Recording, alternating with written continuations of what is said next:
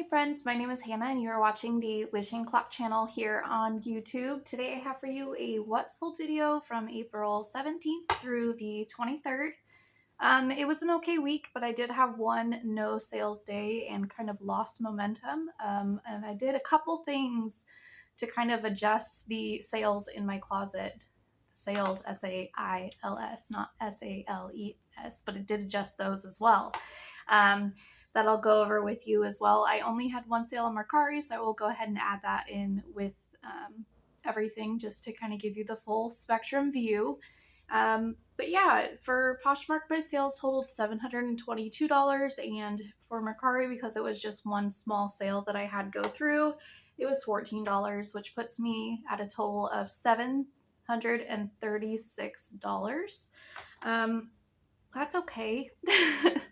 It's not that great. I prefer to be over the 800 mark, and you know, the 1,000 mark would be wonderful, but that just hasn't happened for a few months now.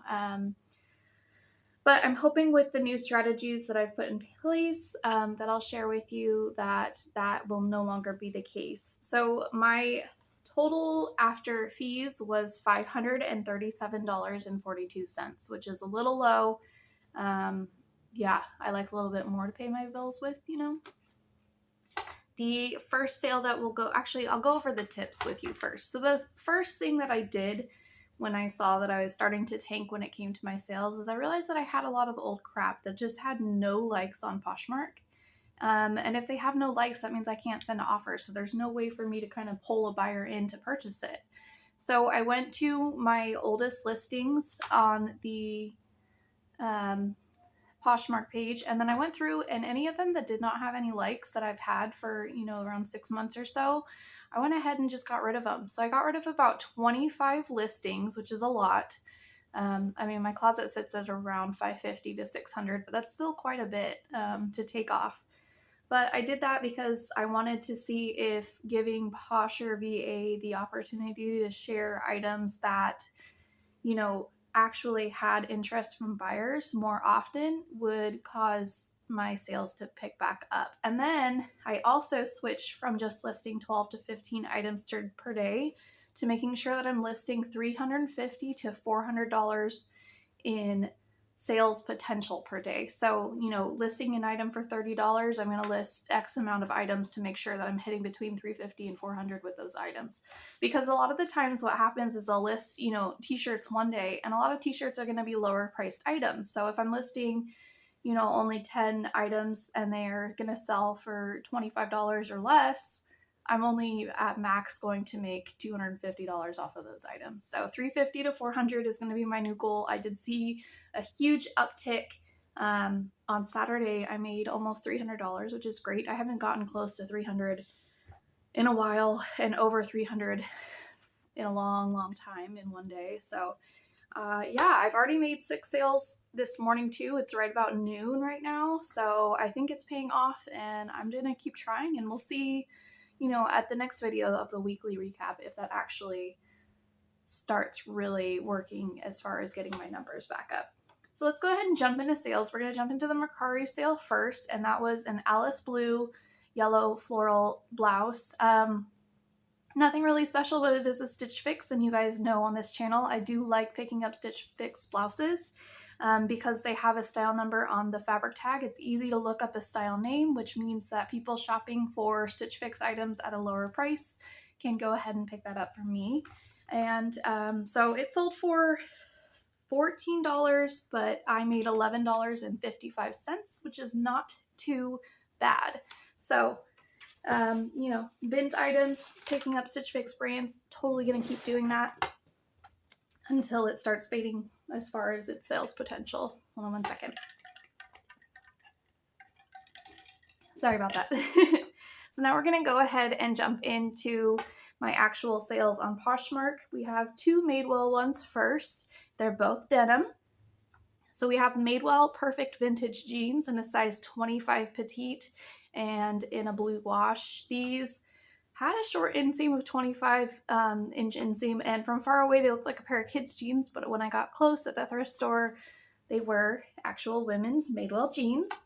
Very exciting, and they were in the perfect vintage style, which is a good style right now. But because it was a kind of a unique sizing with the both petite and the smaller waistband, I did price slightly lower than I would other pieces, and it sold quickly via an offer that I sent for $28, and I make $20, which is a-okay by me. The next pair is a pair of Madewell Road Tripper jeans in a size 30. I contemplated keeping these for myself, but I let them go, and they sold for $40 within a couple weeks. So I make about $29 on those. The next item that sold was a piece that I actually picked up from the bins for myself, but it just didn't fit right around my bust area. So I decided to list it real quick. It was a silk blend sheer floral blouse, and it sold for $20 within a day and a half. So that was pretty exciting.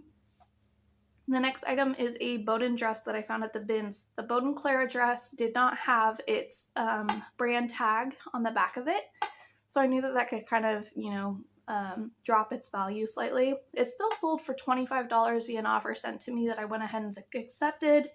Yeah, just a nice, easy bread and butter sale. I love picking up Bowden. Next item is La Blanca, and this is a one-piece crossback empire waist swimsuit with tummy control. And this item I also picked up at the bins. I had it listed for $50, I want to say, which is pretty high, but it was a size 12 in a wonderful style, and there wasn't one like it on Poshmark.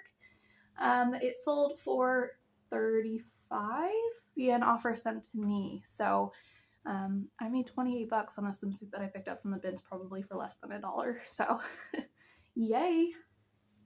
The next item is Fjallraven trouser pants. I believe these are the Midsummer or something like that. These did not have any tags on the interior. I had to list with just measurements and guess. And I had them listed for about $80, but I knew that I'd probably be taking an offer because of the tags missing yet again. And somebody came through with an offer for $50 3 days after I'd listed them, and I went ahead and just accepted it because, again, at bins find, $50 is $50. The next item is the Athleta Cloudlight Stratus top. This top sat in my closet for a very, very long time, but then I went back and added the actual name of the top and a stock photo. I know some of you are against stock photos. I'm not, as long as it's not one that will get you in trouble, go ahead and add it. And after doing this, I got an offer on it for $16, and I had it originally priced at $20, and I went ahead and accepted. The next item is a pair of Princess Polly jeans, and honestly, I cannot sell this brand for the life of me. I know some people like picking it up, but yeah, I got rid of one piece out of my closet because I'd had it for so long and there was interest, but nobody ever picked it up, even when I was, offering it to only make $5 myself. And then this pair of jeans only sold for $9, and I don't know, it doesn't do well for me. I've got a dress in my closet that has a lot of likes, but we'll see if it actually sells. It might end up being an item that I get rid of out of my closet. The next item is a pair of Judy Blue Relaxed Fit Distressed Stretch Denim jeans. These were also a size 30. Also contemplating keeping them, but I know with Judy Blue, for some reason, they just don't fit me quite as well around the hip area. So it depends on the jean from that brand for me. Probably because of the mommy tummy that I've got from all the extra skin. These sold for $40, so I make 30 and some change. Great flip. The next item is a pair of Eileen Fisher pants. They were a pull-on, tapered leg, and a striped, and they were really cute. They sat for a very, very long time, though. You'll notice in the background of the picture, it's my old wallpaper that I used for photographing, and yeah, they just didn't sell for a while. Excuse the noise that's happening. The lawnmowers just started. So the next item that we are going to cover is a Lauren Conrad tulle skirt. I picked this up because it definitely qualifies for the ballet core style that is kind of trending on a low level right now. It was new with tags and did retail for $60. I listed it for $25 and it sold for $19 after a couple months. The next item is an oldie but a goodie. It is just a pair of Dansko Mary Janes. I picked these up at the bins. The actual upper was in excellent condition. They sold for $30 via an offer. I believe that was sent to me, so I make $24. The next item is a pair of Banana Republic Avery trousers that were in one of my recent bins hauls. They were new with tags and a size 12 petite. I had them listed for $35, and eventually they sold via an offer that I sent this past weekend for $23. Yeah, happy with that. Quick, easy flip. The next item is another Stitch Fix brand, and this is the Kaylee Off the Shoulder Floral Blouse with a strappy back, and it sold for $17. Again, a bins pickup, and I make $13.60. Next item is fresh produce, which is kind of, not the best item to be picking up these days. It doesn't do all that well, but I don't know. I really like the pieces, and I think they're well made, so I keep grabbing them. This was a kind of boho print. It almost looked like the seashell print that you see on sand dollars, but it was a floral top, and it sold for $21. The next item is a vest that I had forever and a day. It was the Free People in Your Arms Fair Isle Alpaca and Wool Blend vest, which I believe should have sold really quickly. It just sat for some reason, and eventually I sold it off for $20. Wah, wah. You never know with Free People. The next item is a Lucky brand top in a boho cotton linen blend with paisley, I believe, on it, or some other sort of really pretty print. It sold for $26 and I made $19. I don't know, Lucky brand tops, they just sell well for me. Let's see, a couple more. The next item is an LNA pullover. LNA kind of looks like it's worn when you look at their pieces. It's one of those where the items definitely look like they've been washed and softened up and everything like that, which I think made it a little bit harder to flip. But it sold for $21 within a couple months, so I can't complain about that. The next item is a Daniel Rain, which is another Stitch Fix brand blouse. I received an offer for $25, so I make $20 off of it. It was the Kendall floral in a beautiful blue. The last item we're going to cover is a Lilka maxi dress, which I got from a $2 sale at a thrift store near me. It did have one small pinhole, which I did notify the person of in the listing. It's an Anthropologie brand. It doesn't always do that well, but it's a good bread and butter sale. So it sold for $25 and I make $20.